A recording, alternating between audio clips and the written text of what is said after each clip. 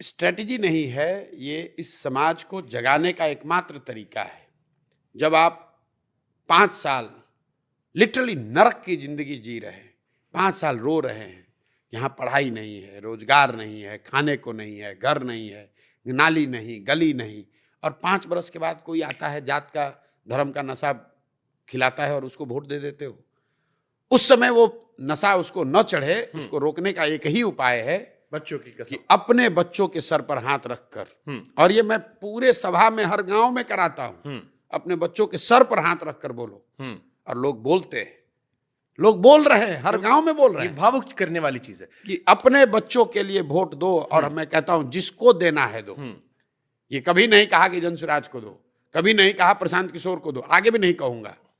यही कह रहा हूं कि एक ही संकल्प लो, इस बार नेताओं के बच्चों को नहीं, अपने बच्चों के लिए वोट दो। सारा बात क्या आप अपने ऊपर कहते, गुड़ खा गुलगुले परहेज कर लिए। तो ये स्ट्रेटजी नहीं तो है, पूरा नेता बन गया। इस समाज को जगाने का शायद एकमात्र तरीका है। अच्छी बात है, क्योंकि आप देखिए, हम लोग यहाँ सबसे बड़ा व्रत क्या है? छठ। छठ का व्रत लोग क्यों करते हैं? अपने बच्चों के लिए करते हैं।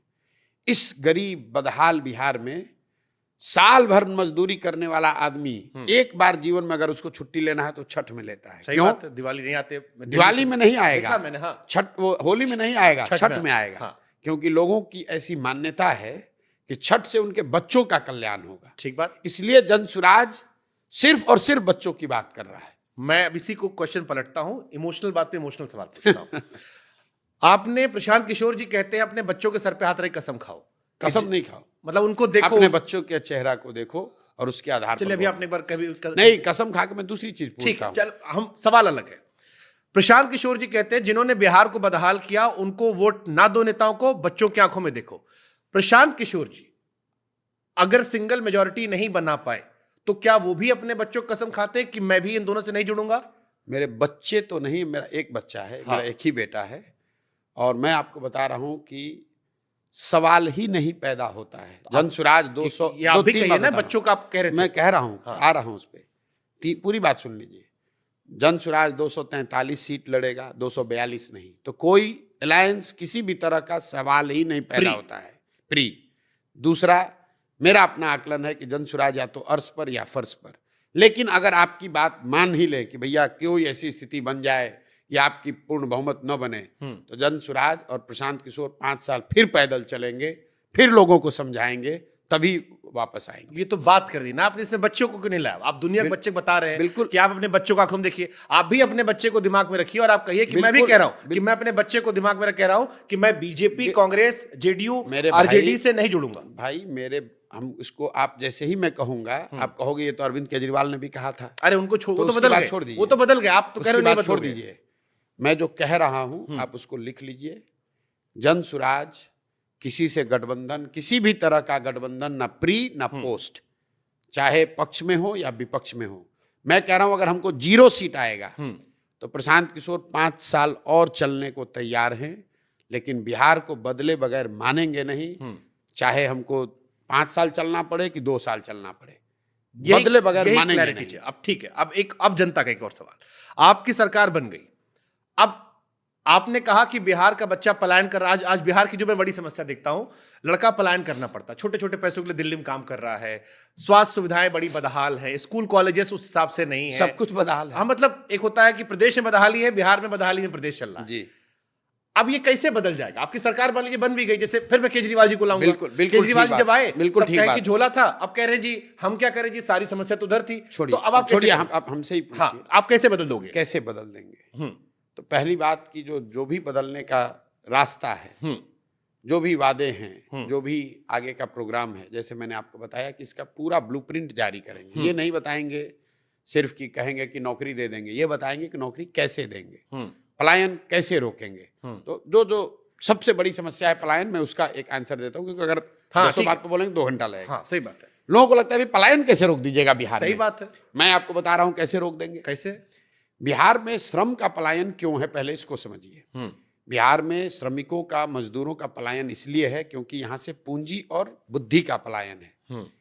बिहार से आपको, आप पत्रकार हैं, आरबीआई का आंकड़ा निकालिए, पिछले 30-32 सालों में 1990 के बाद बिहार के बैंकों ने 26 लाख करोड़ रुपया यहां से पूंजी दूसरे जगह ट्रांसफर कर दिया। आरबीआई एक आंकड़ा जारी करता है सीडी रेशियो, देश भर में सीडी रेशियो 70-75% होता है। मतलब जितना पैसा आप बैंक में रखते हैं 70-75% पैसा बैंक लोन के तौर पर आपको देता है, समाज को देता है, ताकि आप घर बना सकें, गाड़ी खरीद सकें, रोजी रोजगार कर सकें। बिहार में सीडी रेशियो है एवरेज 40%। लालू जी के जमाने में 18% था, अभी नीतीश की सरकार में 40% है। इसका परिणाम क्या हो रहा है? पिछले वित्तीय वर्ष में बैंकों ने यहां से 2,60,000 करोड़ रुपया दूसरे राज्यों में ट्रांसफर किया है। ये पैसा जा कहाँ रहा है?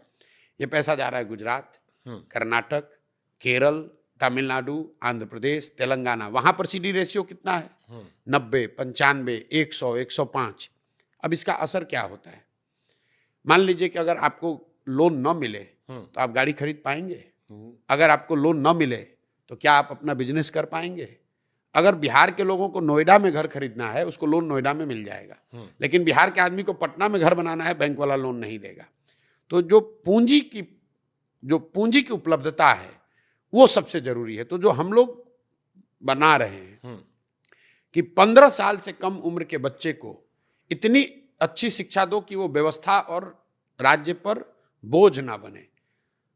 15 साल से 45-50 साल के लोगों को, जिनको फिर से पढ़ाया नहीं जा सकता है, उनको आप पूंजी उपलब्ध कराओ ताकि वो रोजी रोजगार कर सके। जैसे इसके लिए सर फंड आना होगा। नहीं, फंड तो आपको बता रहे हैं, कॉलेज के फंड बजट से नहीं आना है। अगर यहाँ के बैंक, हमको बाहर से पैसा नहीं चाहिए, जो आएगा वो बात का देखा है। बिहार की गरीब जनता ने पिछले फाइनेंशियल ईयर में 4,61,000 करोड़ रुपया बिहार के बैंकों में जमा किया।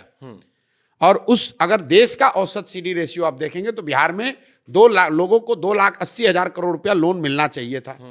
लोन मिला 1,60,000 करोड़। तो हम लोग का तो 1,20,000 करोड़ रुपया ऐसे ही चला गया। बिहार का पूरा बजट है 2,40,000 करोड़। आप बजट की चर्चा कर रहे हैं, और 2,60,000 करोड़ रुपए जो हम लोग के बचत का पैसा है, जिससे यहाँ के लोग मोटरसाइकिल खरीदते, गाड़ी खरीदते, घर बनाते, बिजनेस करते, उस पर कोई बात ही नहीं कर रहा है। अब आप एक मिनट, आप कहिए भाई बिहार में नहीं हो रहा है, तो इसकी तो कोई चर्चा हुई नहीं कभी। मेरे भाई, ये बैंकों की स्वायत्तता नहीं है कि वो जितना पैसा चाहें उतना ही लोन दें। एक वैधानिक उन पर ये उनकी जिम्मेवारी भी है कि उनको 70% पैसा लोन के तौर पर देना ही देना है। बजाब्ता मुख्यमंत्री के चेयरमैनशिप में एक कमेटी होती है जो कि हर महीने जिसको देखना है कि ये पैसा पूंजी लोगों को उपलब्ध हो।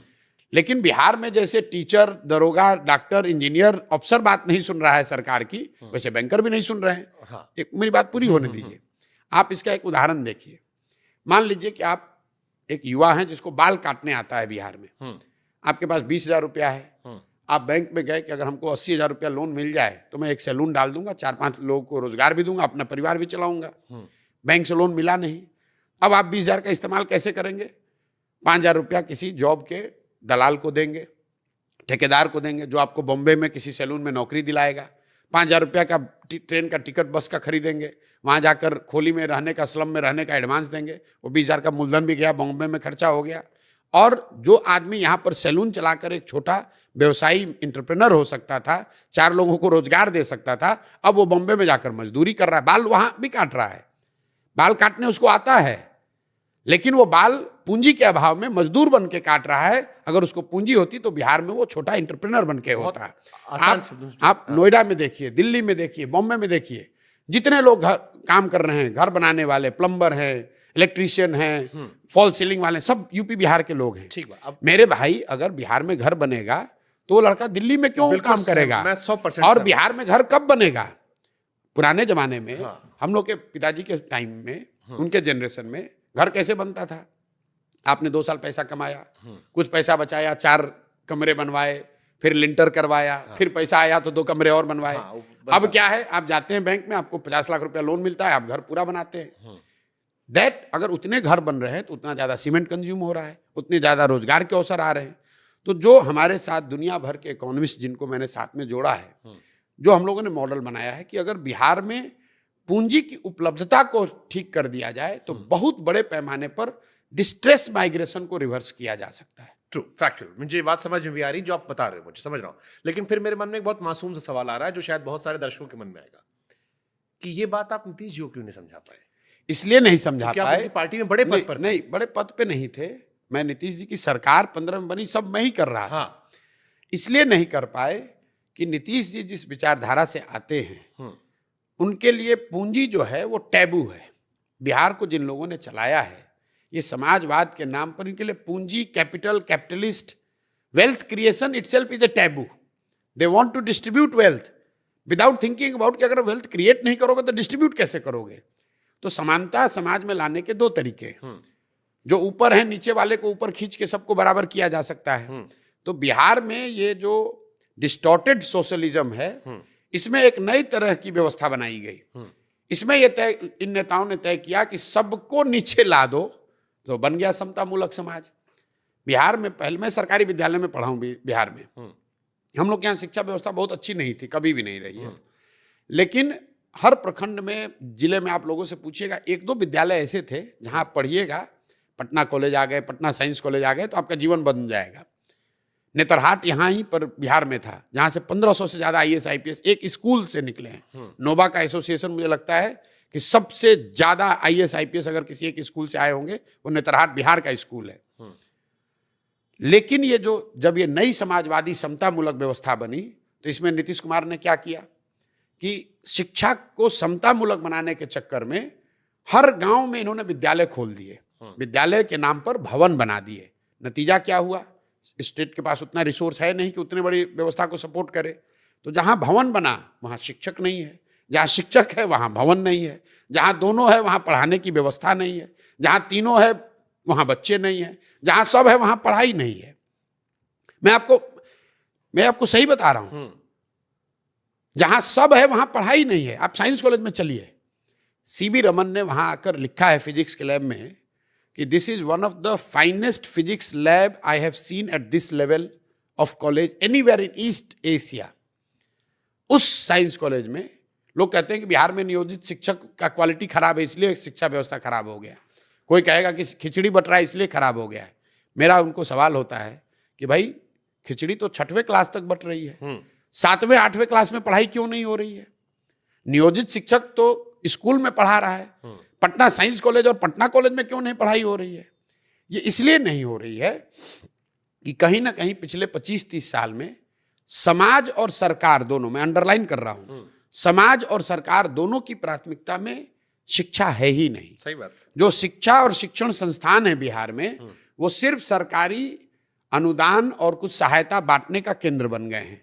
तो यहाँ बिहार में साइकिल योजना चलती है, तो जो गार्जियन है वो आकर मास्टर साहब से झगड़ा करता है कि मेरा साइकिल का पैसा कब आएगा, मेरा कपड़ा का पैसा कब आएगा। लेकिन वो ये नहीं पूछता है कि पूरे साल गणित के तो टीचर यहाँ है ही नहीं। ठीक बात। और समाज ने भी इसको ऐसे मान लिया और सरकार ने भी इनका इस्तेमाल कैसे शुरू किया। जितने शिक्षक हैं इनसे कभी आप स्वच्छता अभियान चलवा रहे हो, कभी इनसे वोटर बनवा रहे हो, कभी इनसे आप झाड़ू लगवा रहे हो, नीतीश कुमार उससे कभी शराबबंदी का काम करवा रहे हैं। तो ठीक बात। ये जिस दिन समाज और सरकार की प्राथमिकता, ऐसा नहीं कि हम लोग शिक्षा पे खर्च नहीं कर रहे हैं। बिहार सरकार में टोटल 50,000 करोड़ रुपए से ज्यादा हम लोग शिक्षा पर खर्च कर रहे हैं और 50 बच्चा भी यहां से पढ़कर नहीं निकल रहा है। तो ऐसी बात नहीं आप कह रहे कैसे सुधरेगा, बिल्कुल सुधार होगा। ठीक बात। बिहार में महिला साक्षरता एक बहुत बड़ा इशू है।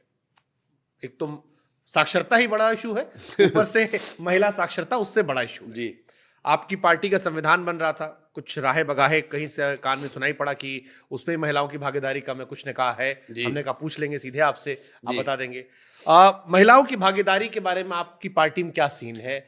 बिल्कुल, हम लोगों ने तय किया है कि as a first step, credible step, एक पूरे इस अभियान में हमने एक तय किया है कि हम लोग वोट के लिए गलत बात नहीं बोलेंगे। जैसे मैं कंट्रोवर्शियल बातें बोलता हूं कि बिहार में भूमि सुधार लागू होना चाहिए। मुझे किसी ने पूछा कि भाई आप ये बोलिएगा तो सवर्ण नाराज हो जाएगा। मैंने कहा तो होता है तो हो जाए। मुझे लोगों ने कहा, मैं पहला आदमी हूं जो कह रहा हूं कि जन स्वराज की सरकार बनी 15 मिनट में शराबबंदी हटाकर फेंक देंगे। लोग कह रहे हैं कि भैया इससे तो महिला नाराज हो जाएगी। मैंने होता है होने दो, कोई दिक्कत नहीं है। झूठ नहीं बोलेंगे, जो सही लग रहा है वो बोलेंगे, जो जमीन पर देख रहे हैं वो बोलेंगे। और लोगों को ये बात समझ में आ रही है कि आदमी बोल रहा है बहुत कठोर बात, लेकिन अच्छी सही बात बोल रहा है। तो महिला के भागीदारी के लिए हम लोग कोई बड़ा प्रॉमिस नहीं कर रहे हैं, क्योंकि ये संभव नहीं है कि कल तक महिला बिल्कुल घर में है और कल मैं आकर कह दूं कि उसको 50% भागीदारी मिल जाएगी, लेकिन हम लोगों ने एक क्रेडिबल बात कही है कि हर लोकसभा क्षेत्र में कम से कम एक महिला नेत्री को हम लोग चुनाव जरूर लड़ाएंगे। तो मतलब बिहार में 40 जन सुराज की उम्मीदवार जरूर महिला होंगी और अपने आप में वो 40 उम्मीदवारों का लड़ना बिहार के इतिहास की सबसे बड़ी घटना होगी। आज तक किसी दल ने यहाँ 40 महिलाओं को विधानसभा में टिकट नहीं दिया है एक साथ। तो जन सुराज का ये अभियान है, ये संकल्प है और हम लोग इस बात को भी संविधान में महिलाओं की भूमिका रही जो लिखा गया है। बिल्कुल बिल्कुल। आज जो अभी 121 सदस्यीय संविधान बनाने वाली जो कमेटी है उसमें 14 महिलाएं हैं। 14 महिलाएं, और आपको लिस्ट में दे दूंगा, उसको चेक भी कीजिए आप कि 14 महिलाएं हैं कि नहीं, और ये भी देखिए कि उन महिलाओं का कैलिबर क्या है। ये खाली मत देखिएगा कि खाली महिला है, उनका प्रोफाइल भी है। और मैं चाहता हूं कि आप उन महिलाओं का कैलिबर देखिए कि किस कैलिबर की महिलाओं को यहां पर रखा गया है। ठीक बात, आपने कहा 40 लड़ाएंगे, अच्छी बात है और महिलाओं की भागीदारी बढ़नी चाहिए, महिलाओं को होना चाहिए। लेकिन अब एक सवाल आता है कि चुनाव लड़ने के लिए पैसा भी चाहिए जी। और प्रशांत किशोर जी हर जगह छाती ठोक कहते हैं पैसा चिंता मत करो जी, अभी भी कह रहे और हैं। कोई पूछता है तो कहते हैं पुराने दोस्त सोच बनाए थे, हो जाता है जी। अब एक कहावत है ना कि भाई जब सियासत में बीच का मरहला नहीं होता, या तो होता है या नहीं होता है। अब आप नेता ना होते तो कोई कुछ ना पूछता, अब आप नेता है तो हर आदमी खोद खोद के पूछेगा, पूछना चाहिए। तो खोद के आदमी पूछ रहा है कि भैया इतना पैसा आया कहां से। हर रोज आपका लाखों खर्चा है। अभी जो कार्यक्रम की क्या जबरदस्त भीड़ थी, यहाँ आदमी पत्रकार को बुलाता तो वो भी एक बार कुछ ब्रेकफास्ट खा के जाते हैं। आपको तो नहीं खिलाया मैंने, हमको तो अभी चलिए नहीं खिलाया, उम्मीद करेंगे रात को चाय पानी पिलाएं। लेकिन इतना पैसा कहां से ला रहे हैं? ठीक बात है, एकदम बिल्कुल सही बात कहा। इस अभियान के लिए जो पैसा है वो पैसा उन लोगों से ले रहे हैं जिन्होंने मैंने मदद पिछले 7, 8, 10 साल में करी है। और उसका मतलब नहीं सिर्फ पॉलिटिशियन नहीं, उन पॉलिटिकल पार्टी या उनके जो बेनिफेक्टर्स हैं, जिन राज्यों में मैंने लोगों को चुनाव जिताने में मदद की, उन राज्यों में बहुत बड़े बड़े इंडस्ट्रीज हैं, बहुत बड़े बड़े पैसे वाले लोग हैं जिन्होंने मेरा काम देखा है, जिनको थोड़ा बहुत ये विश्वास है कि अगर प्रशांत किशोर कुछ प्रयास कर रहा है तो इससे कुछ अच्छा निकल सकता है। मैं उनसे हाथ फैला रहा हूँ, उनसे मांग रहा हूँ कि इस अभियान को करने के लिए आप मेरी मदद कीजिए, और लोग मदद कर रहे हैं। मतलब लेकिन बीजेपी, कांग्रेस, टीएमसी, इनके जो जुड़े हुए इंडस्ट्रियलिस्ट हैं उनसे या पैसा ले, इंडस्ट्रियलिस्ट हो, सब बिजनेसमैन हो, छोटे हो, बड़े हो, नेता भी हो, बहुत लोग दे रहे हैं पैसा, बहुत लोग दे रहे हैं पैसा, दूसरी पार्टी के भी दे रहे हैं, गजब दे रहे हैं।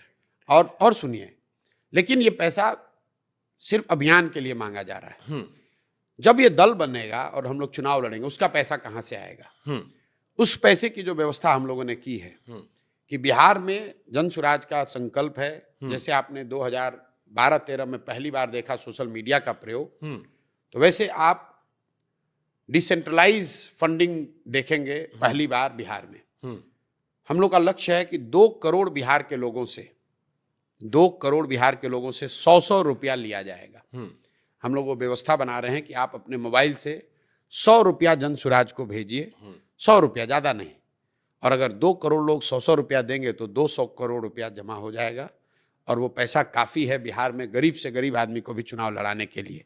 और इसकी पूरी जो पिरामिड हम लोगों ने बनाई है कि 2 करोड़ लोग 100 रुपया दे, 2 लाख लोग 1000 रुपया दे, और कम से कम 13 करोड़ की आबादी है बिहार की, और कम से कम 2000 आदमी ऐसा जरूर हो जो लाख रुपया दे। ये फंडिंग का पूरा ट्रांसपेरेंट व्यवस्था बनाए हैं। 2 अक्टूबर के बाद से आप इसको चेक कीजिए और मेरी गर्दन पकड़िए कि इस तरह से ये पैसा आ रहा है कि नहीं। अब 13 करोड़ की बिहार की आबादी में, सहमत आप जो कह रहे हैं नहीं, देखेंगे भी। देखिए, 13 करोड़ की बिहार की आबादी में 2 करोड़ लोग 100 रुपया नहीं दे सकते हैं? बिल्कुल देंगे। अभी वो व्यवस्था ही नहीं है, वो व्यवस्था हम लोग बना रहे हैं और वो पैसा लोग तो आगे जा ही नहीं रहे, हम तो अभी बात कर रहे हैं जी। अभी आपको जितना करोड़ों रुपया तो अभी भी खर्चा हो गया हो होगा रहा 2 है, साल में, बहुत खर्च। अब भारत वो देश है, जितना हमने समझा है, अगर हम आपको 10 रुपए चाय पिलाते हैं तो कोई ना कोई हमारा भी उसमें हित होता है, या तो मोहब्बत होती है या आपको लेके कहीं होता है। अब लोगों के मन में सवाल यह है कि जो आदमी पैसा दे रहा है, कुछ उम्मीद तो वो भी कर रहा होगा। राहुल जी आरोप भी लगाते हैं मोदी जी पे कि देखिए चुनाव में फंडिंग करवाए थे अडानी जी, बाद में पोर्ट दे दिए, लखनऊ के एयरपोर्ट दे दिए। ऐसा है, वो बहुत बड़े लोग हैं, वो लोग देश चलाते हैं, हम देश नहीं चलाते, हम छोटा सा अभियान चला रहे हैं। सरकार बनवाई थी महाराज। आपने कहा कि लोग पैसा क्यों दे रहे हैं? पैसा इसलिए दे रहे हैं कि उन्होंने उनके राज्य में जो सरकार चल रही है, वो सरकार बनाने में हमारा कंधा उन्होंने देखा है, तो हमारा उनसे भाईचारा है। उनकी सरकार है, उसमें वो मंत्री हैं, उसमें कोई बिजनेसमैन है, उसमें कोई एमपी है, उसमें कोई एमएलए है, तो वो लोग मदद कर रहे हैं।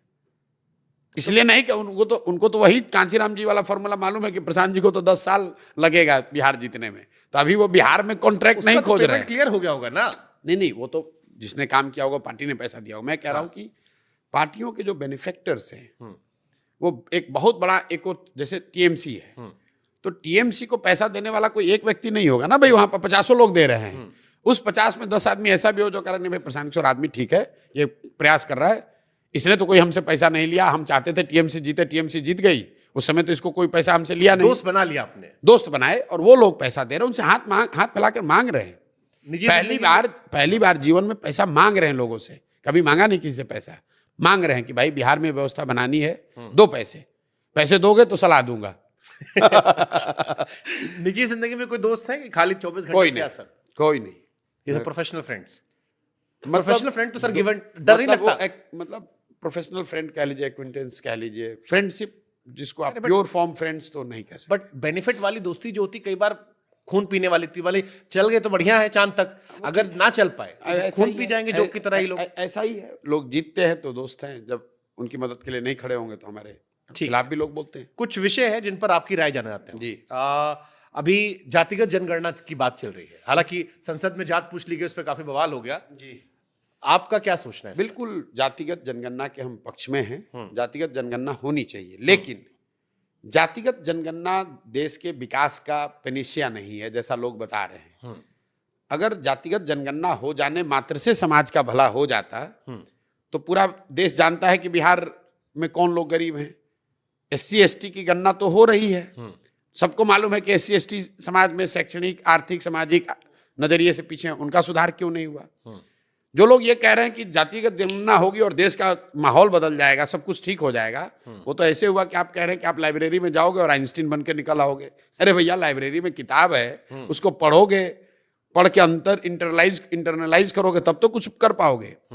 जातिगत जनगणना होने से या किसी भी उस तरह की जनगणना या सर्वे से जिससे कि समाज के बारे में बेहतर सरकार के पास जानकारी मिले, उसका फायदा है, लेकिन फायदा तब है जब उसके आधारित आप पॉलिसी बनाएं, उस तरह की टारगेटिंग हो।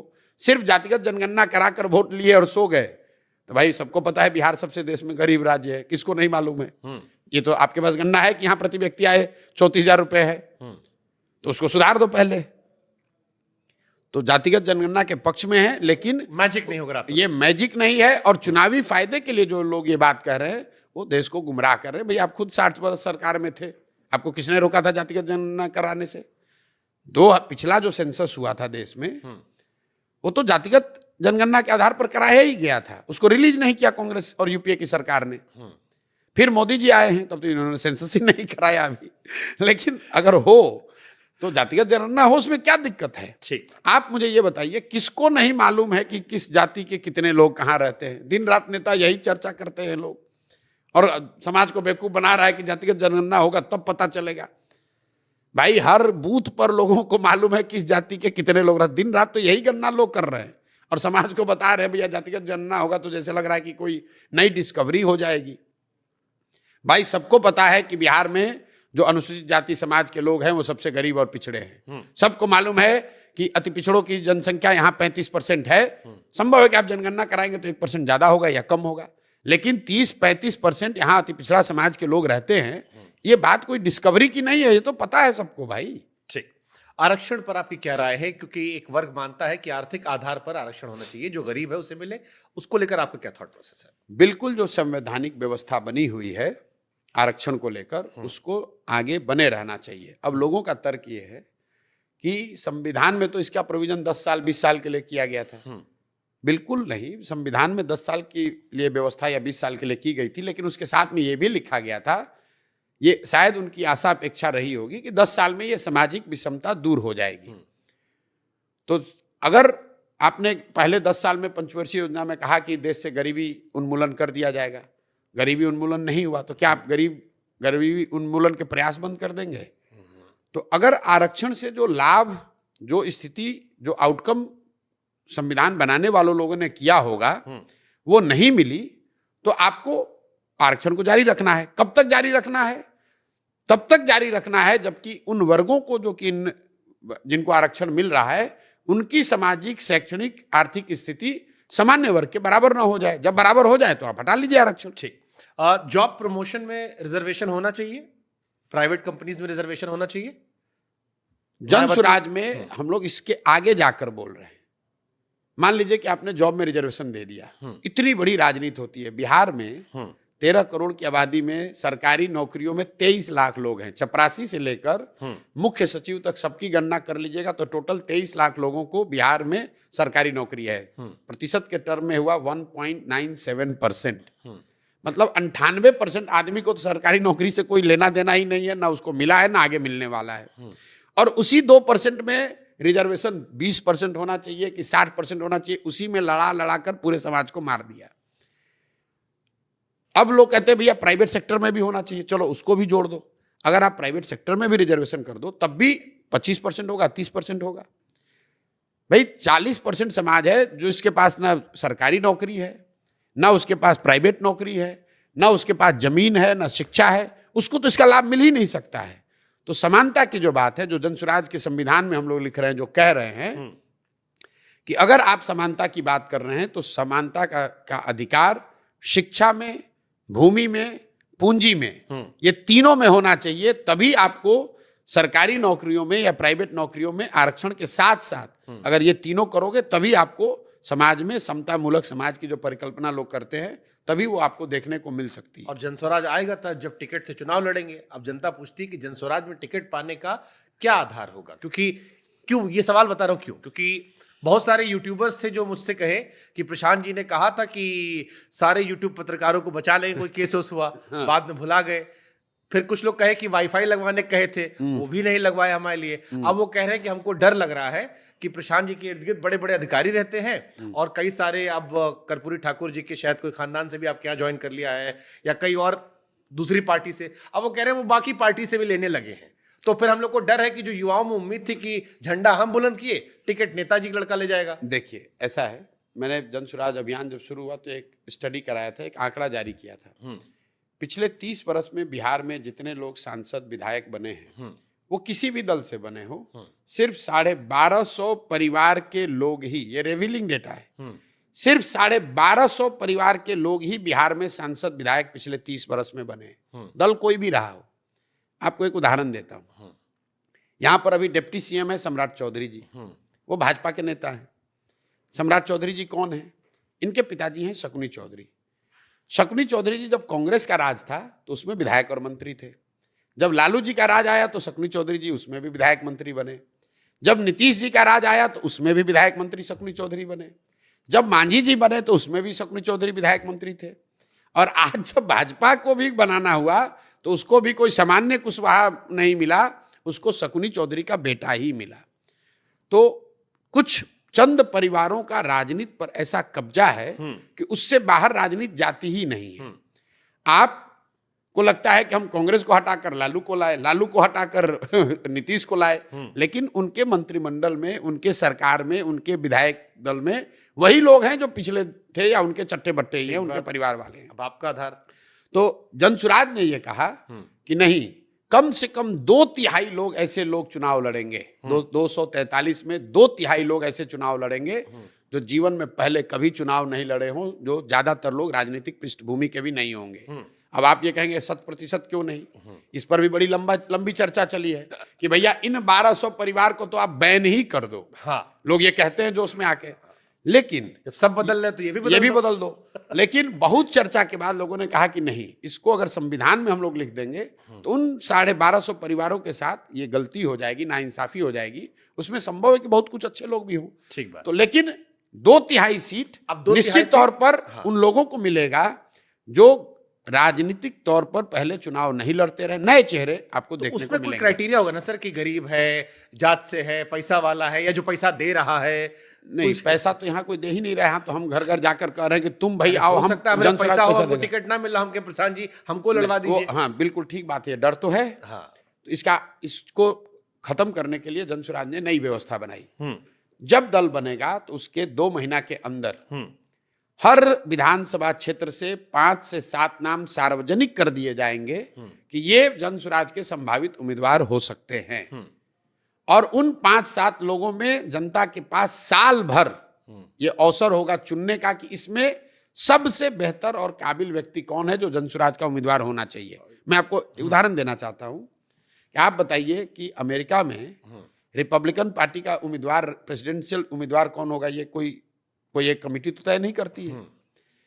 जिसको नॉमिनेशन चाहिए, जिसको चुनाव लड़ना है वो नॉमिनेशन देता है, प्राइमरीज होती है, 6 महीना लोग प्रचार प्रसार करते हैं, अपनी बात रखते हैं, फिर रिपब्लिकन पार्टी के जितने डेलीगेट्स हैं वो मिलकर चुनाव करते हैं कि भैया जितने लोग हैं सबकी बात सुनने के बाद कौन सा आदमी रिपब्लिकन पार्टी का सबसे बेहतर कैंडिडेट हो सकता है। तो एक तरीके से आप वो प्राइमरीज को देखेंगे। नवंबर में आप आए, इसी नवंबर में दल बनने के 2 महीने के अंदर पूरे 243 सीट पर आपको संभावित उम्मीदवारों की सूची जारी कर देंगे, ताकि लास्ट में आकर पैसा देकर गमछा फेंक कर कोई आ ही ना सके। आपने एक बात कही कि अधिकारियों की, तो मैं आपको कैमरे पर कह रहा हूं, करीब करीब 225 आईएएस आईपीएस या उनके समकक्ष नौकरियों के लोग छोड़कर आज बिहार में जनसुराज से जुड़े हैं। और ये एक हमारे लिए खुशी की भी बात है और चुनौती भी है। सबकी उम्मीदें होंगी टिकट नहीं, उसमें ज़्यादातर लोग हैं जो ये चाहते हैं कि भैया हम लोग तो जीवन में बहुत यहाँ कष्ट झेले हैं, जीवन के फैग एंड में अगर लग रहा है कि बिहार में कोई सुधार हो जाए तो हम लोग इसमें कंधा लगाना चाहते हैं। कुछ लोग इसमें चुनाव लड़ने वाले भी हैं। चुनौती इसलिए है जो आप बात कह रहे हैं कि अगर इनमें से कई काबिल लोगों को चुनाव लड़ा दिया जाए तो लोगों की ये धारणा बनेगी कि भैया ये तो सब ब्यूरोक्रेट लोग ही आ गए।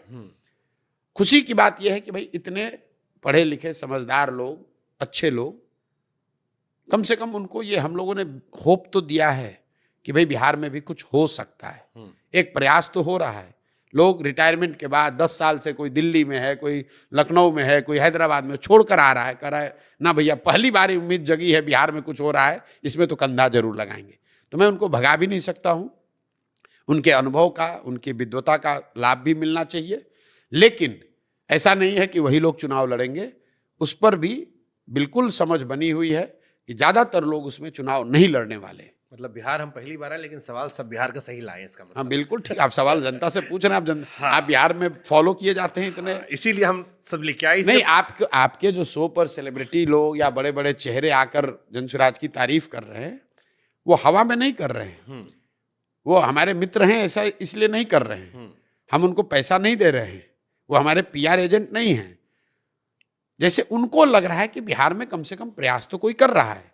ये हम भी कह रहे हैं, जीतना हारना छोड़ दीजिए, इतनी बात तो सब बिहार में कह रहा है। सही बात है कि भाई प्रयास तो कोई कर रहा है। जो बात कह रहा है वो ठीक है, कर पाएगा कि नहीं वो अलग बात है, लेकिन अगर हो जाए तो बड़ा अच्छा है।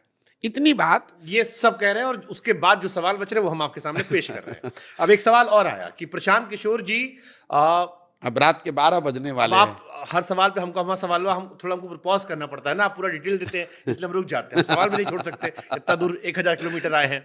हाँ, तो अभी आपकी भोजपुरी जो है वो यूपी वाली भोजपुरी है, हमारी अवधि है। अवधि है, हमारे बाहर अवधि बोला जाता है।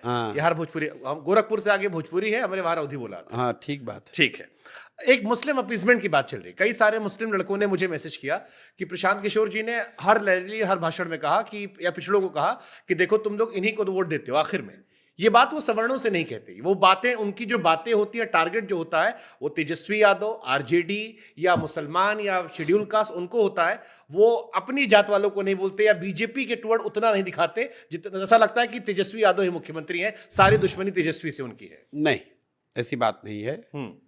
मैं हर पूरे अभियान का जो मूल में बात है कि बिहार में जो राजनीतिक बंधुआ मजदूरी है, जहां लोग लालू के डर से भाजपा को और भाजपा के डर से लालू को वोट पिछले 30 साल से दे रहे हैं, उसी राजनीतिक बंधुआ मजदूरी से तो बाहर निकालने की बात है। मैं मुसलमानों को क्या कह रहा हूं? मैं मुसलमानों को जाकर डंके की चोट पर कह रहा हूं कि तुमको वोट आरजेडी को देना है, दो।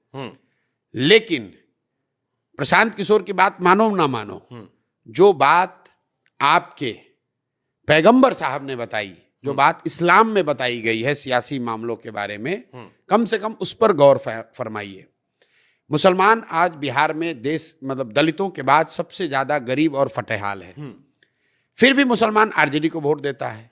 मुसलमान ये खड़ा होकर कहता है कि भाई हम क्या करें, हम तो भाजपा से के वजह से देते हैं, भाजपा के डर से देते हैं, लालू जी के अलावा कोई विकल्प नहीं है, हमको तो सबने ठगा है। तो मैं उनको कुरान के हवाले से बताता हूं कि भाई पैगंबर साहब ने कहा कि जिस कौम को अपने रहनुमाओं की समझ न हो उसके ऊपर जालिम हुक्मरानों को मुसल्लत कर दिया जाता है। तो अगर आप ये कह रहे हैं कि आज के हुक्मरान जालिम हैं, तो पैगंबर साहब की बात कही हुई गलत तो हो नहीं सकती। उस पूरे लाइन को पढ़ो। उन्होंने कहा कि जालिम हुक्मरान आप पर तब मुसल्लत किए जाएंगे जब आप गलत रहनुमाओं का चुनाव करेंगे। तो आप खुद ही कह रहे हैं कि आज के जो रहनुमा हैं, आपने जिनको रहनुमा बनाया, आज के जो हुक्मरान है वो जालिम है। इसका मतलब है कि जिसको आपने रहनुमा बनाया वो गलत आदमी था। कुरान के हवाले से मैं उनको बता रहा हूं कि इस्लाम में ये बताया गया है, कुरान की शुरुआत का पहला वर्ड है इकरा। इकरा का मतलब है पढ़ो। और जिस कौम के कुरान सबसे पवित्र ग्रंथ की शुरुआत होती है इस वर्ड से कि पढ़ो, वो कौम आज अपने बच्चों की पढ़ाई की चिंता ही नहीं कर रहा है। वो सबसे अनपढ़ कौम बन गया है। जिस कौम में इस्लाम में बताया गया है कि अपने बच्चों के साथ इंसाफ करना, अपने बच्चों की अच्छी तरबियत और परवरिश करना, उनके साथ इंसाफ करना, ये सुन तो लीजिए, ये अल्लाह की एक तरह से उनको इंस्ट्रक्शन है कि आपको करना है। और आप अपने बच्चों का जो हक मार कर जा रहे हैं, जो लूट रहे हैं, आपके बच्चों को जिन्होंने अनपढ़ मजदूर बनाया है, उन बच्चों की चिंता न करके भाजपा के डर से लालटेन को वोट दे रहे हो यार। आपको लग रहा है केवल डर से वोट दे रहा है? बिल्कुल। मुसलमान सिर्फ भाजपा के डर से वोट देता है। और यही बात मैं मुसलमानों को कह रहा हूं कि भाई आप कहते हो कि आप अल्लाह को छोड़कर किसी से नहीं डरते हो, और यहाँ हालात ये है कि भाजपा का डर दिखाकर चोर बदमाश डकैत भी आपसे वोट ले जाता है। मुझसे कहा कि उन्हें इस बात का भी डर है कि प्रशांत किशोर मुसलमानों से बात कर रहे हैं, कहीं वोट कटुआ ना बन जाए वो। भाई देखिए, ये मुसलमान, आप दिल्ली के मुसलमानों से बात कर रहे हैं, मुसलमानों की हालात के लोगों ने हमें भी नहीं, बस दिल्ली मतलब जो बिहार के भी तो बहुत बड़ी संख्या में वहां लोग रहते हैं। जो मुसलमान यहाँ जन सुराज को ध्यान से देख रहा है, गौर से 2 साल से, बिल्कुल उसके मन में हर तरह के सवाल हैं, होने भी चाहिए। जैसे भी जो माइनॉरिटीज हैं उनके मन में सुरक्षा, डर, कहीं ठगे ना जाएं, ये सब, क्योंकि ये समाज इतनी बार ठगा गया है कि उसका सवाल करना जायज है। इसलिए जो जनसुराज में बात कही जा रही है, हम उनको सामने से कह रहे हैं कि भाई आप बिल्कुल प्रशांत किशोर पर, जनसुराज पर भरोसा मत कीजिए। आप भरोसा अपने अनुभव पर कीजिए। आप भरोसा मेरे कथनी पर नहीं, मेरे करनी को देखिए। और आप वोट जिसको देना है दीजिए, लालटेन को मन है लालटेन को दीजिए, लेकिन राजनीति में अपने बच्चों को लाइए। जनसुराज सिर्फ उनसे एक ही चीज मांग रहा है कि आप अपने बच्चों को राजनीति में लाओ। जनसुराज आपको दबा के टिकट देंगे आप मुसलमान? नहीं, दबाने की बात नहीं है, मतलब टिकट देने की बात नहीं। अच्छा रेशो रहेगा। नहीं, मैं आपको बता रहा हूं दूसरी बात, गहराई से समझिए इसको। मुसलमानों की आबादी के हिसाब से बिहार में उनके 40 विधायक होने चाहिए, हैं 19। ये दावा और ये नाकड़े आपको बहुत लोग बताएंगे, हम इसकी चर्चा नहीं करते हैं। मुसलमानों के 19 विधायक इसलिए हैं क्योंकि आरजेडी वाले, कांग्रेस वाले उनको उतना टिकट नहीं देते हैं।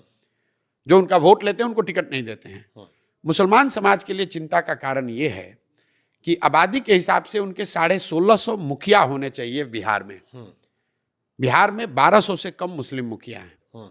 आबादी के हिसाब से 27,500 वार्ड सदस्य मुस्लिम होने चाहिए। 11,000 से कम मुसलमान ही वार्ड सदस्य हैं। वहां पर तो दलों की टिकट की जरूरत नहीं है। ये आंकड़े ये बताते हैं कि मुस्लिम समाज में कहीं ना कहीं राजनीति को लेकर, राजनीति में भागीदारी को लेकर वो संशय, वो डर पैदा कर दिया गया है। और ये डर पैदा किसने किया है? ये डर पैदा किया है जिनको उन्होंने अपना रहनुमा बनाया, ये आरजेडी के लोगों ने उनको ये बता दिया कि भाई तुम हमको वोट देते रहो, हमारे पीछे चलो, हम बाकी चिंता तुम्हारा करेंगे। तो मैं मुसलमानों को जाकर ये बता रहा हूं कि भाई तुम कांग्रेस के पीछे चलो, आरजेडी के पीछे चलो, प्रशांत किशोर के पीछे चलो, किसी के पीछे चलोगे तो तुम्हारा नुकसान होगा ही होगा। आपकी जो आबादी है, आपकी जो समस्याएं हैं, वो तब सुलझेंगी जब आप अपने बच्चों को राजनीति में लाएंगे, उनको काबिल बनाएंगे, उनको राजनीतिक सलाहियत सिखाएंगे, तभी आपका सुधार हो सकता है। जनसुराज वो प्लेटफॉर्म है जहां आप अपने बच्चों को लाइए। आपको राजनीति में प्रशिक्षण चाहिए, राजनीति में आपको आगे बढ़ाने वाला चाहिए, तो जनसुराज आपके लिए वो करेगा। आप जो कह रहे हो बिल्कुल जायज बात है, क्योंकि हम क्लोजिंग पे बिल्कुल हम हैं। उनका जो सवाल मेरा था वो ये था कि आप मुसलमानों की बात समझा रहे हो, ये सत्य है, या बाकी पिछड़ों को समझा रहे हो? वो ये कह रहे हैं कि ये बात आप अपनी जात वालों को क्यों नहीं समझाते, सवर्णों को, जो बीजेपी का वोटर है। अरे मेरे भाई, मैं अगर आप आरजेडी सुनो, के ऐसा वोटर पे है, ठोक मार रहे हो। ऐसा है कि अगर मैं उनको जगा रहे हो। हाँ। अगर मैं 5300 गांव में गया हूं तो यहाँ पर सबसे बड़ी आबादी यादवों की है, तो मैं तो सबसे ज्यादा यादवों के गांव में जाकर भाषण दिए है मैंने। अगर 12% आबादी सवर्णों की है तो सवर्णों के गांव में भी जाकर बोल रहे हैं। लेकिन सवर्णों के गांव में जाकर लालू जी के खिलाफ बोलने का क्या मतलब है? लालू जी के बारे में बोलने क्या मालूम है? तो पहले से लालू जी के बारे में जानता है। सवर्ण को ये बताना है कि भाई तुम मोदी जी का भाषण सुनकर, गुजरात का विकास का कहानी सुनकर क्यों अपने बच्चे को मजदूर बना रहे हो? ठीक। उसी तरीके से जब मुसलमानों के पास जा रहे हैं तो उन्होंने जिसको अपना रहनुमा माना है उसके बारे में तो बताएंगे भाई। मुसलमानों के बीच में जाकर मैं मोदी जी की क्या चर्चा करूंगा? तो ऐसे ही उनकी बात नहीं सुनना चाह रहा। मुसलमानों और पिछड़ों के दिल में एक सवाल और आता है जी कि प्रशांत किशोर पर ईडी छापा क्यों नहीं पड़ता, सीबीआई छापा क्यों नहीं पड़ता? काहे नहीं मोदी जी उनको डायरेक्टली टारगेट करते? ठीक बात है। उसकी एक वजह यह है, प्रैक्टिकल जो है, कि प्रशांत किशोर किसी पद पर कभी रहे ही नहीं है। तो आप किस बात पर छापा डालोगे? हमारे पास है क्या जहां आप बैठकर मेरा इंटरव्यू ले रहे हैं? ये पटना के सबसे अच्छे प्रॉपर्टी में इसकी गिनती हो, बहुत बड़े लोगों का प्रॉपर्टी है। प्रशांत किशोर का तो कुछ नहीं, उन्होंने डोनेट किया है, हम यहाँ के रहते हैं, काम करते हैं। प्रशांत किशोर पैदल चल रहे हैं तो क्या छापा डालोगे? हमारा बैंक अकाउंट देख लो। केजरीवाल जी भी हवाई चप्पल पहने कह रहे थे, नहीं आज जेल में इतने दिन से निकल भी नहीं क्यों पा रहे। नहीं, लेकिन वो तो मुख्यमंत्री बने। हाँ, लेकिन सुनिए, ऐसा है, कागज में उनका नाम नहीं था। ऐसा है कि जब तक केजरीवाल जी किसी पद पर नहीं थे तब तक तो ईडी का छापा नहीं पड़ा था। लालू जी जब संघर्ष कर रहे थे तब तो ईडी का छापा नहीं पड़ा था। सोनिया गांधी पर तो ईडी का छापा नहीं पड़ा है। तो इसका मतलब है कि वो भाजपा के एजेंट हैं। अगर ईडी का छापा पड़ना ही सर्टिफिकेट है तब तो कांग्रेस के किस बड़े नेता के घर पर छापा पड़ा? जरा नाम बताइए तो हमको। तो इसके पीछे आप तो दोनों में रहे हैं। नहीं, आप मुझे बताइए ना भाई। अगर ईडी के छापा पड़ने को ही सर्टिफिकेट मान लिया जाए तो क्या सोनिया गांधी के घर पर, क्या कांग्रेस के कोषाध्यक्ष के घर पे, या कांग्रेस के किस बड़े नेता के घर पर ईडी का छापा पड़ा? जरा बताइए तो। दिल्ली में हो सकता है पिछले दरवाजे कोई दोस्ती हो। अब फिर आप बताइए। आप अपनी बात अपने जाल पे खुद फंस गए। देखिए बंगाल जो स्टेट वाली पार्टियां हैं, सेंट्रल पार्टियों, सुनिए देखिए, अब आप उछल के, भाई भाजपा को सबसे ज्यादा खतरा किससे है? कांग्रेस से है ना। अरे वो स्विच करते रहते, उनको लगा कि हम उधर, उनको हम सेव कर ले, हमको बाकी सबको खेलेंगे। सुन लिया, जैसे आपने कहा कि आप पर छापा नहीं पड़ रहा है, ये लोगों का है कि भाई छापा क्यों नहीं पड़ रहा है। मुलायम मायावती दोनों शिकायत करती थी कांग्रेस को समर्थन करते वक्त कि सीबीआई का डर डराया गया, फिर बीजेपी पर वही आरोप लगाए। जिनके साथ रहे वो भी लगाते थे। जी, आपने कहा कि छापा क्यों नहीं पड़ रहा है, ये सवाल है। मैं उस सवाल का जवाब मैंने दिया। मेरी अपनी समझ ये है कि 3 वजह से शायद छापा नहीं पड़ता है। एक तो मैं किसी सरकारी पद पर कभी रहा नहीं हूं, कोई ऐसा हमारे पास कोई डीलिंग बिजनेस हम करते नहीं कि आप हमको छापा डालिएगा। दूसरा, शायद उन लोगों के मन में ऐसा रहा हो कि भाई कभी इस आदमी ने मेरी मदद की है तो कहा इसको, चलो कुछ कर रहा है करने दो, अपने गांव में घूम रहा है, अपने मरखप के खत्म हो जाएगा। उनको लगता है भी हम तो कुछ कर नहीं सकते हैं, हम इतने इंपॉर्टेंट नहीं है उनके लिए। और तीसरा, शायद उनको लगता होगा कि भाई कभी जरूरत पड़ेगी तो इस आदमी की मदद कभी ली जा सकती है, इसलिए नहीं देते होंगे। तो नहीं, सुनिए मेरी बात, ये उनकी, ये मेरा अनुमान है। इसका मतलब ये नहीं कि हम उनसे कोई अनुमान और आता है सर। एक अनुमान यह आता है कि हो सकता है प्रशांत किशोर वही काम कर दें जो काम चिराग पासवान ने पिछली बार कर दिया था। तो भैया यहाँ पर आप आखिर में तो आपने कहा दुश्मन तो हमारा दोस्त। आपने कहा कि आप सवर्णों को ये नहीं सिखा रहे। हाँ, तो मेरे भाई, अगर सवर्ण का वोट जन स्वराज को मिल रहा है, जैसा कि ट्रेडिशनल जो सेंस है, तो उससे सबसे बड़ा नुकसान किसका होगा? अगर सवर्ण बिहार में जन स्वराज को वोट दें तो उससे सबसे बड़ा नुकसान, राजनीतिक नुकसान किसको होगा? सवर्ण को आप सिखा कहा रहे हैं आपको वोट दे? अरे भाई, आप तो पिछड़ी जातियों में, मुसलमानों में जाकर सबसे ज्यादा हल्ला बोल कर रहे हैं, उनको टिकट दे रहे हैं, उनको अध्यक्ष बना रहे हैं, तो आपको वोट तो वहीं से मिलेगा जो किसको? आरजेडी का वोट है हार्डकोर। आरजेडी का पिछड़ा कब से वोट देता है? अरे नीतीश जी का 2 ही पार्टी अपडेट कर रहे हैं। अरे भाई, नीतीश जी तो भाजपा का ही नुकसान होगा ना। तो भाजपा तो पिछली बार भी आरोप लगा था नीतीश जी कमजोर कर रही थी ताकि उनका सीएम बन जाए। तो भाजपा वाले मुझे खड़ा करके अपना ही नुकसान करा रहे हैं। आपके साथ मिलकर सरकार बना ले।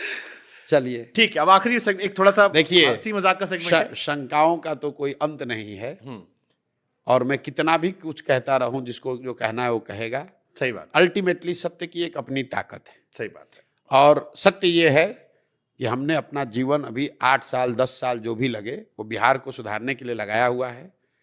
कोई भी प्रलोभन किसी भी तरह का वो मुझे इससे डिगा नहीं सकता है। न कोई डर, न कोई प्रलोभन, न कोई प्रेशर मुझे इससे डिगा नहीं सकता है। मैं जो कर रहा हूं यही करता रहूंगा। आखिरी 1 मिनट, कुछ सवाल हमने रखे, इसमें एक लाइन का जवाब आपको समझाना है। ये जनता के सवाल थे, बिहार को ज्यादा नुकसान किसने पहुंचाया, नीतीश जी ने या लालू तेजस्वी परिवार ने? दोनों ने मिलकर। इन दोनों से ज्यादा नुकसान बिहार को पहुंचाया है कांग्रेस और भाजपा ने। क्योंकि लोगों को ये पता नहीं है, लालू जी अपने दम पर सिर्फ बिहार एक ही बार जीते। नीतीश कुमार आज तक बिहार अपने दम पर नहीं जीत पाए। इन दोनों को जनता पर थोपे रखने की जिम्मेवारी जो है वो कांग्रेस की है। कांग्रेस ने चंद सांसदों के लालच में बिहार को लालू के हाथ में बेचा। आज भाजपा वही कर रही है।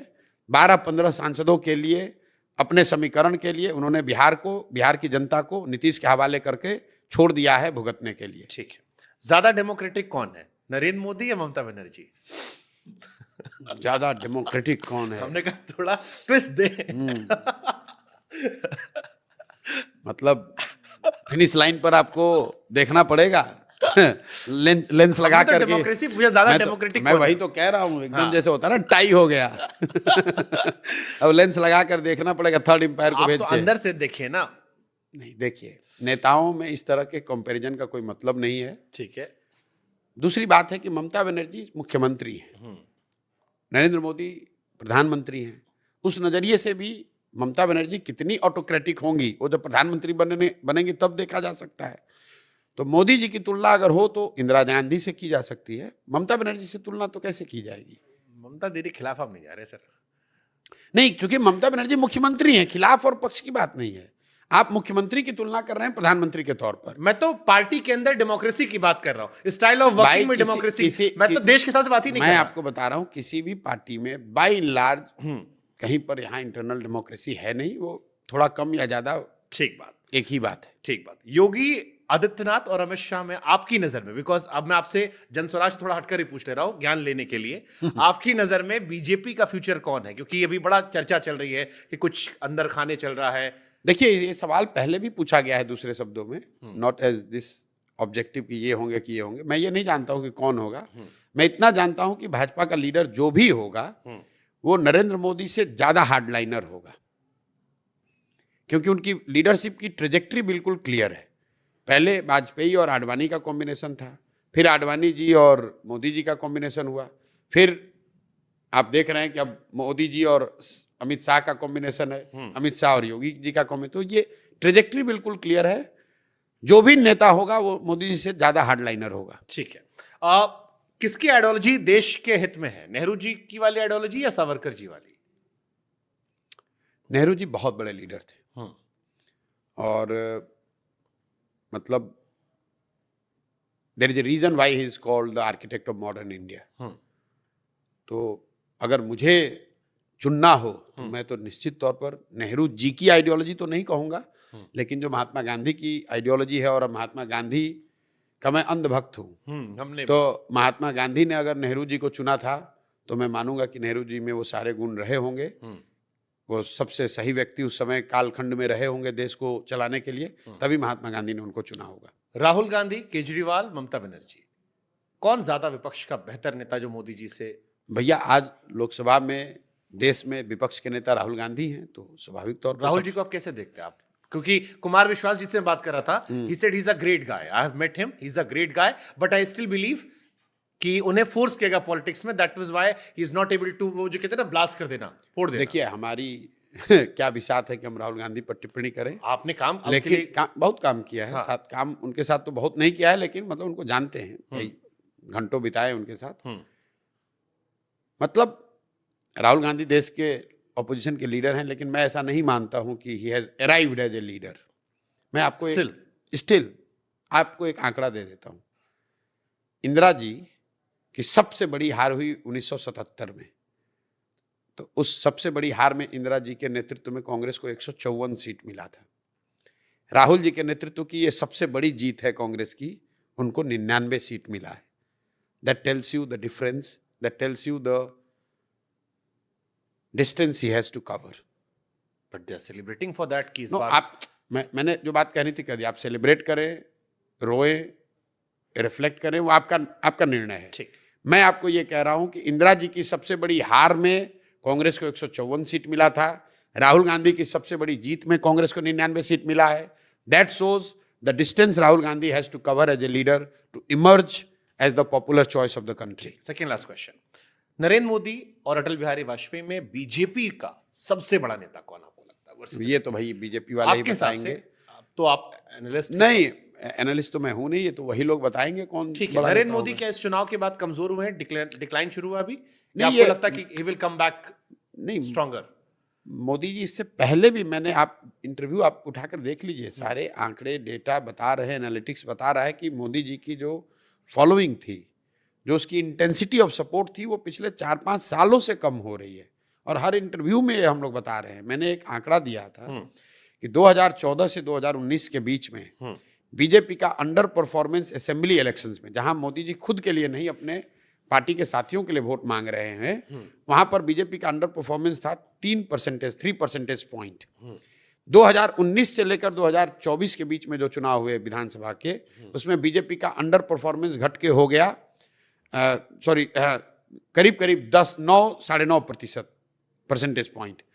तो मोदी जी को पहले लोगों ने वोट दिया, मोदी जी ने जिसको कहा उसको वोट दिया, लेकिन पहला कहाँ क्रैक आया जहां मोदी जी के कहने पर उस तरह से अंधभक्त होकर लोगों ने वोट नहीं दिया। फिर वो धीरे धीरे रिफ्लेक्ट होने लगा। मोदी जी ने खुद के लिए भी जो वोट मांगा है, परसेंटेज भले ना गिरा हो, सीटें तो कम हो ही गई। लास्ट क्वेश्चन है, जहां आपने बड़ा ब्यूटीफुली डिफाइन किया था how to defeat Narendra Modi and BJP, how to defeat, हाँ, आपने कई सारे पॉइंटर्स में समझाया था, इन पॉइंट्स पे काम करना होगा तो हार होगी।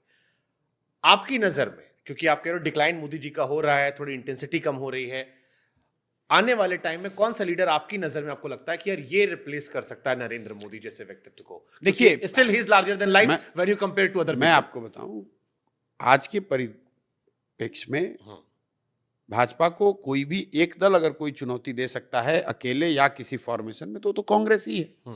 क्योंकि कांग्रेस ही विपक्ष का सबसे बड़ा दल है।